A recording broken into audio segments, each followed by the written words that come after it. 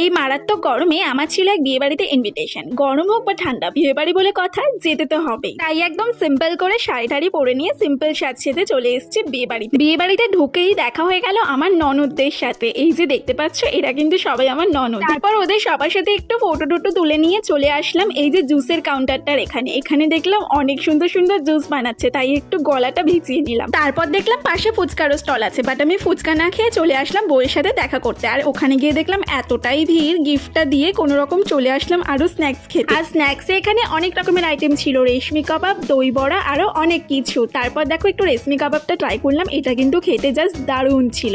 তারপরে এই যে ছোট্ট পুচকে মেয়েটাকে বললাম একটু খেতে, ও তো খেলো না, তাই আমি একাই খেয়ে নিলাম। আর দেখো কোল্ড ড্রিঙ্কসও ছিল সাথে। তারপর বাবানের সাথে এতক্ষণ পরে একটু ফটো তুলে নিলাম, বিয়ে বাড়ি গেছি, একটু ফটো না তুললে কি হয়। তারপর দেখো মেন কোর্সের দিকে আসলাম, আর মেন কোর্সে তো প্রচুর আইটেম ছিল। পরের ভিডিওতে তোমাদের সাথে শেয়ার করবো মেন কোর্সে